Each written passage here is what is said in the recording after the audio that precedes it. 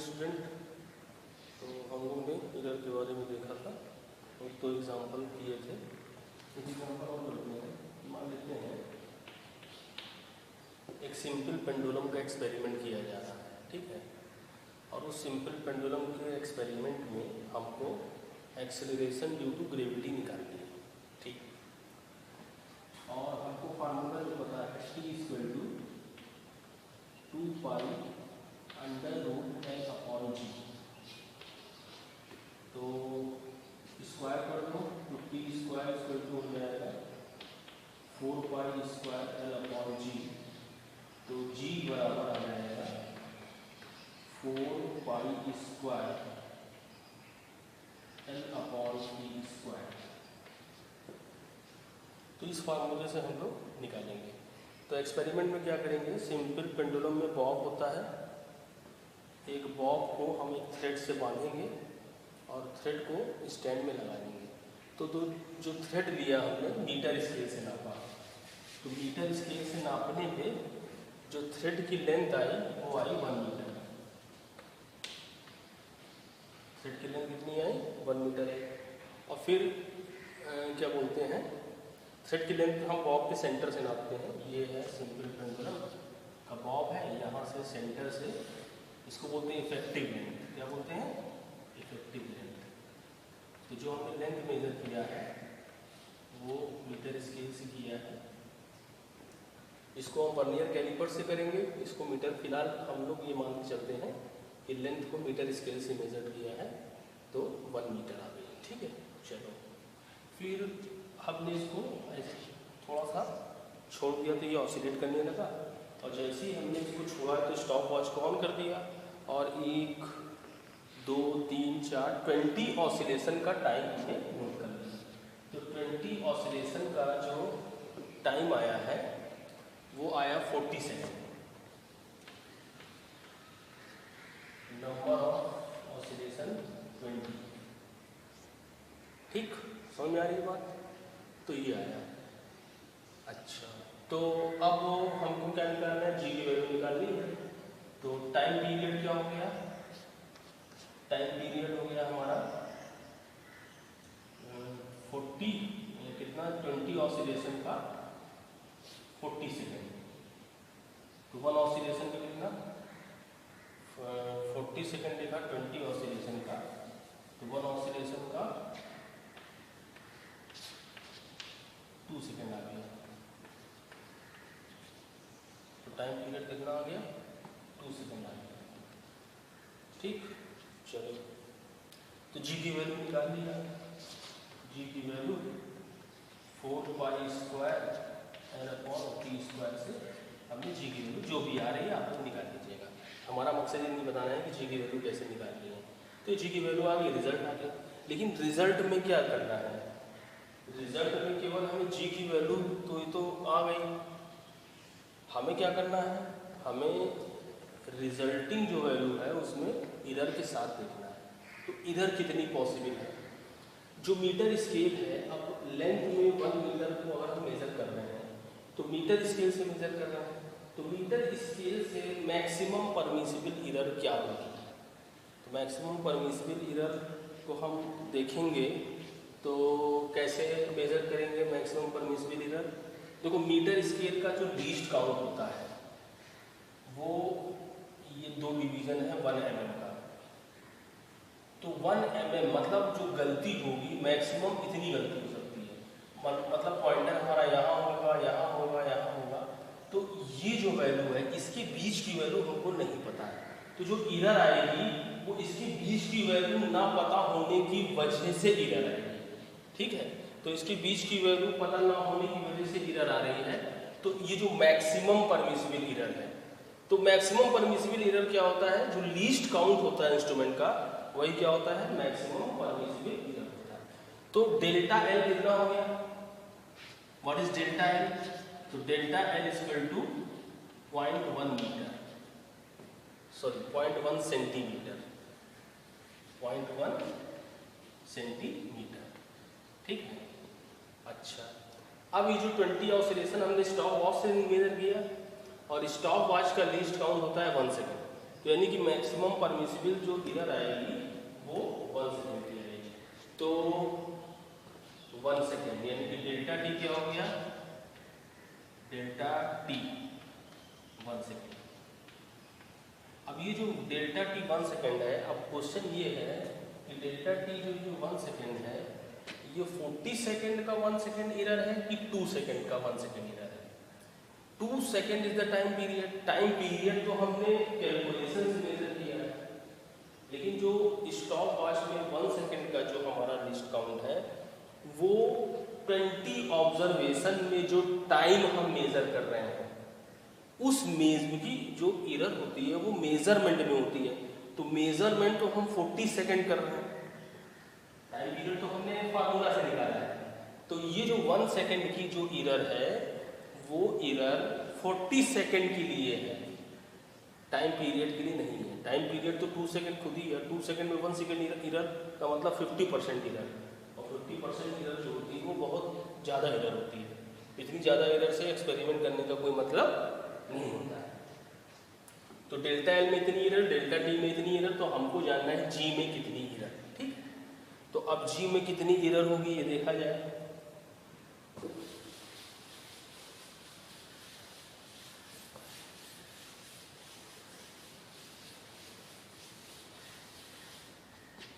तो जी बराबर क्या आया था, जी बराबर आया था 4 pi square L upon T square, यही आया था ना।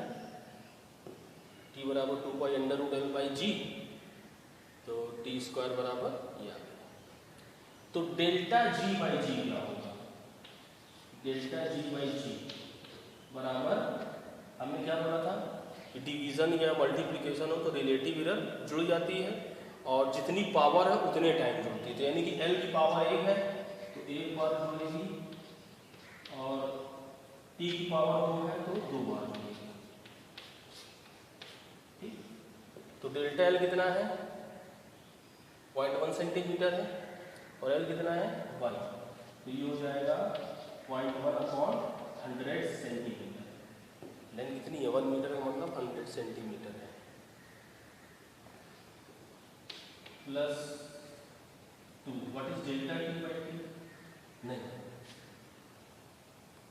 डेल्टा टी तो टाइम 1 सेकेंड है और वो डेल्टा टी 40 सेकेंड टाइम था। यहाँ पे हम 41 अपॉन 40 नहीं लिख सकते क्योंकि टाइम पीरियड की बात, यहाँ पे टाइम पीरियड है, टोटल टाइम नहीं है। तो इसकी वजह क्या निकालेंगे, ठीक है, तो इसको ऐसे ही लिखते हुए नहीं पता है तो इसी लिखते देखते हैं क्या किया जा सकता है। क्या किया जा सकता है, टाइम पीरियड बराबर क्या होता है टी अपॉन एन, ये फार्मूला है कि नहीं, total time upon number of oscillations. तो what is delta T by T, delta T by T क्या हो जाएगा, डेल्टा टी बाई टी,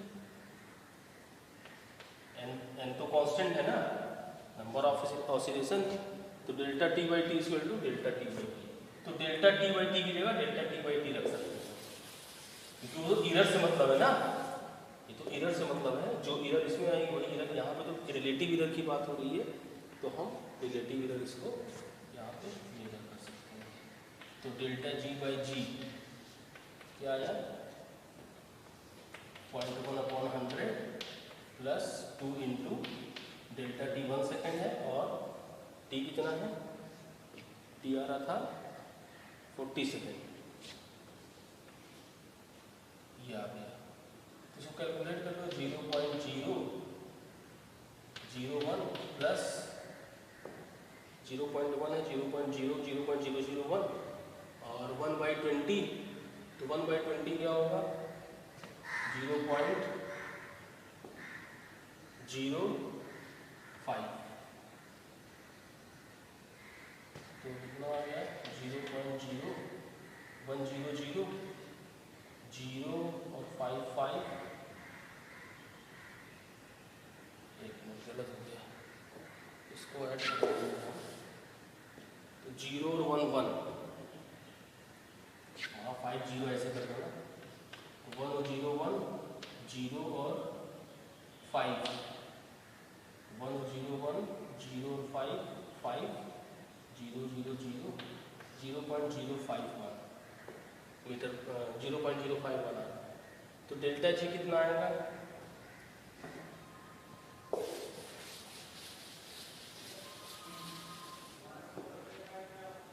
तो डेल्टा जी की वैल्यू क्या आएगी? डेल्टा जी की वैल्यू आएगी जी इंटू 0.051। तो जी की वैल्यू जो भी आ रही थी फार्मूले से वो लिख लेना, तो डेल्टा जी आ जाएगा। ठीक, अब डेल्टा जी आ जाएगा तो वैल्यू क्या आ जाएगी? G observe equal to g plus minus delta g. इस तरीके से सॉल्व होगा, मतलब जो हमारा रिजल्ट आएगा वो इस तरीके का रिजल्ट होना चाहिए। केवल हमें वैल्यू नहीं निकालनी है, हमको एरर के साथ वैल्यू निकालनी है।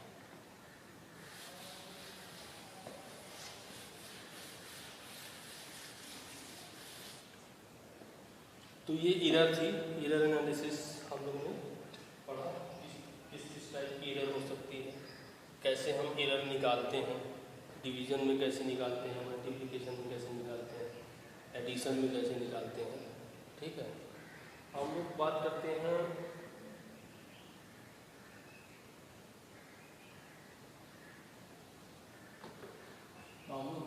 Significant figure.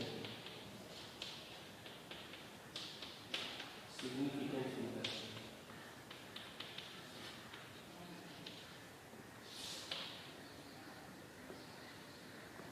सिग्निफिकेंट फिगर क्या होता है देखा जाए।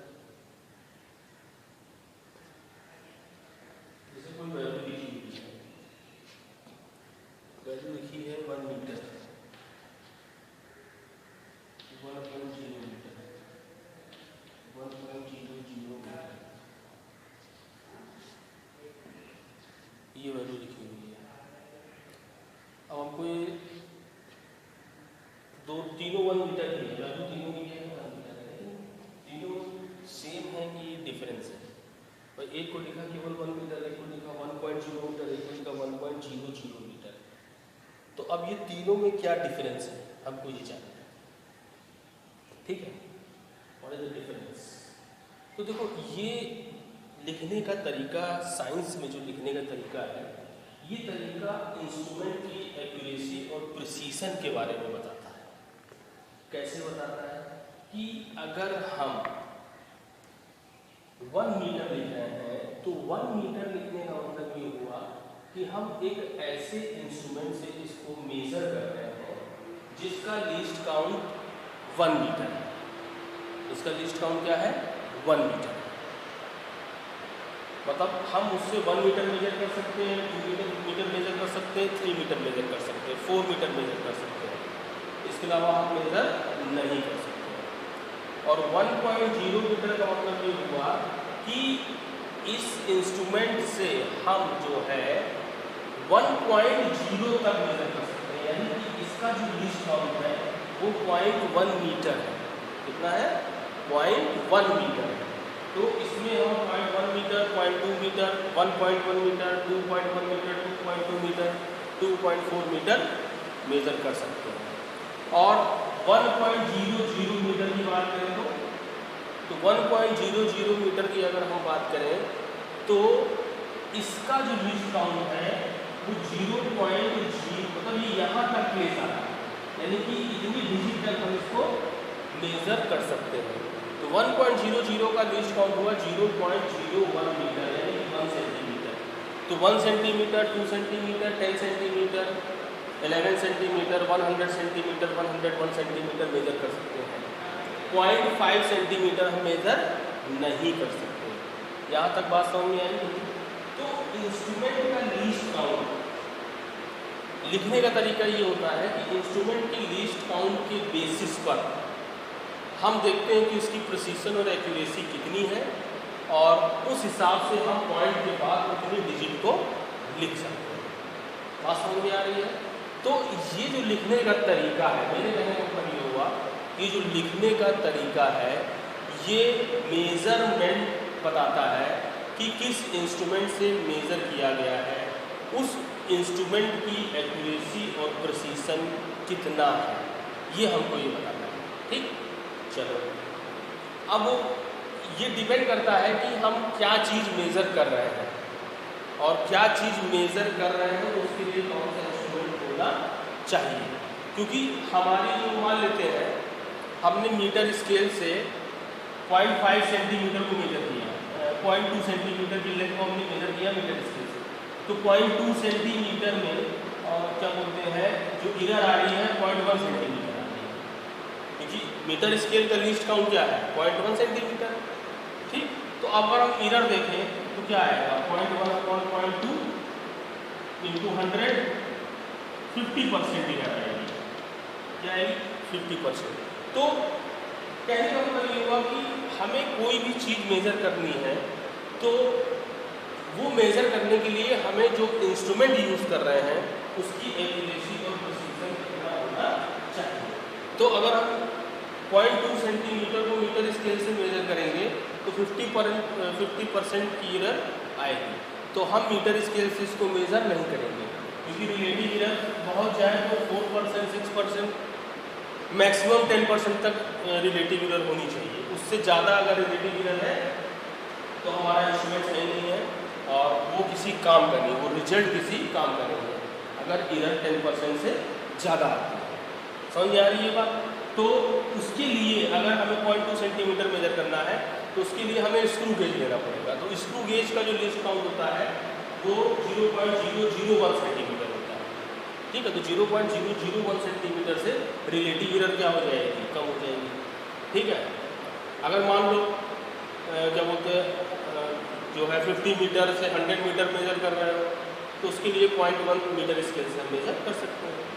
ठीक है, अब जैसे अब सब्जी वाले की दुकान में अगर हम जाते हैं तो मैं मिनिमम जो है 250 ग्राम का जो है वो उनके पास वेट होता है, यानी कि जो मेज़र करेंगे वो इससे ज़्यादा या इससे कम मतलब इतने ही इंटरवल में कर सकते हैं। आलू लेने गए अगर तो आलू अगर हम क्या बोलते हैं 5 किलो आलू ले रहे हैं तो 250 ग्राम तक की एरर परमिसिबल है। ठीक है, लेकिन अगर सोना लेने गए तो सोने में 250 ग्राम का डिस्काउंट बेकार है, उसके लिए कम से कम क्या बोलते हैं 0.01 मिलीग्राम का एक्यूरेसी होनी चाहिए, तब जाके गोल्ड की इतनी एरर परमिसिबल है, इतनी एरर परमिसिबल होगी नहीं वैसे इंस्ट्रूमेंट यूज़ करेंगे। तो गोल्ड के मास को मेजर करने के लिए 0.01 मिलीग्राम का लेंगे। धर्म काटा है उसमें ट्रक के वेट को मेजर किया जाता है तो वहाँ पे हम क्या बोलते हैं 10 किलोग्राम ले सकते हैं डिस्काउंट, 10 किलोग्राम 20, क्योंकि बहुत ज़्यादा मास है तो बहुत ज़्यादा मास के लिए डिस्काउंट को बढ़ा, तो ये डिपेंड करता है। तो सिग्निफिकेंट फिगर हम लोग पॉइंट पे आते हैं। सिग्निफिकेंट फिगर का मतलब क्या होता है कि सिग्निफिकेंट फिगर जो है वो इंस्ट्रूमेंट की एक्यूरेसी के बारे में बताता है। कैसे बताता है सिग्निफिकेंट फिगर कि अब जैसे मीटर स्केल है तो मीटर स्केल में ये 1 mm का मान लेते हैं ये 2 है और यहाँ पे रीडिंग आ गई तो वैल्यू हमारी क्या आ गई 2.1 से ज़्यादा है और 2 से कम है। तो लिखने का तरीका क्या होता है 2.1 और उसके बाद जो नंबर है वो हमको पता नहीं है, लेकिन हम इमेजिनेशन करते हैं अपने आई एस्टिमेशन से, इसको इमेजिनरी हम 10 पार्ट में डिवाइड करते हैं और हमें लगता है कि ये 5 पर है तो ये 2.15 सेंटीमीटर हमने वैल्यू लिखी। तो 2.15 सेंटीमीटर जो हमने वैल्यू लिखी है उसमें 2 सर्टेन है, 1 सर्टेन है और 5 अनसर्टेन है। 5 हमने लगभग आई एस्टिमेशन से हमने लिखा है, 5 क्या लिखा हमने आई एस्टिमेशन से लिखा है। तो 5 इज अनसर्टेन, 5 इज अनसर्टेन और 2 और 1 क्या है सर्टेन। तो ये जो नंबर है 1, 2, 3 ये जो नंबर ऑफ डिजिट है इसमें 3 डिजिट यूज हो रही है और इस 3 डिजिट में 2 डिजिट सर्टेन है और राइट मोस्ट डिजिट जो है वो अनसर्टेन है। तो ये टोटल नंबर ऑफ जो डिजिट्स है किसी भी मेजरमेंट का वो क्या कहलाती है सिग्निफिकेंट फिगर। बात समझ में आ गई क्या कहलाती है सिग्निफिकेंट फिगर। तो सिग्निफिकेंट फिगर को कैसे डिफाइन करेंगे तो significant figure is the number of digits, significant figures is the number of digits in the measured value in which right most digit is uncertain and remaining digits are certain. Right most digit is uncertain and remaining digits are uncertain. ठीक है, तो ये था significant figure के बारे में। ठीक है, तो सिग्निफिकेंट फिगर के कुछ रूल हैं, सिग्निफिकेंट फिगर के कुछ रूल होते हैं। उन रूल में पहला रूल क्या है, मतलब सिग्निफिकेंट फिगर पहचानने के लिए कि जितने भी नॉन जीरो डिजिट्स हैं वो क्या है, सिग्निफिकेंट है। तो all non zero digits are significant. पहला रूल क्या है, all non zero digits are significant. 2, 3, 5, 1 ये लिखा है, ये क्या है, सिग्निफिकेंट है। और अगर कोई नंबर लिखा है, जैसे लिखा है 0200 या लिखा है 002, तो इसमें ये जीरो है, ये इनसिग्निफिकेंट है। ये जो जीरो है वो इनसिग्निफिकेंट है। ठीक है, तो all trailing zeros or preceding zeros are insignificant before non-zero। मतलब जो भी जितने भी जीरोस हैं, if number is integer, then all trailing zeros are insignificant and all zeros before non-zero digits, all zeros before non-zero digits are insignificant। मतलब बाद में zero लगा है या पहले जीरो लगा है तो वो क्या हो जाएगा, इनसिग्निफिकेंट हो जाएगा। ठीक है, फिर डेसिमल के बाद जितने जीरो होंगे, या नंबर 3 क्या है कि zero between 2 non zero digit, जैसे 201, तो अगर जीरो 2 नॉन जीरो डिजिट के बीच में है तो वो क्या होगा, सिग्निफिकेंट है। तो zero between 2 non zero digits are significant. ठीक है, चलो और क्या रूल है,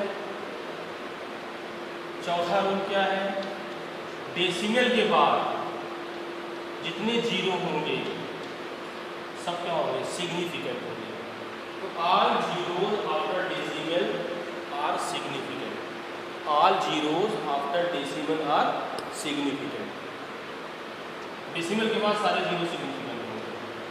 पांचवा क्या है, अगर नंबर लेस देन 1 है तो जितने भी zero first non zero digit से पहले होंगे वो क्या होंगे, इनसिग्निफिकेंट होंगे, और ये जीरो क्या होगा, सिग्निफिकेंट।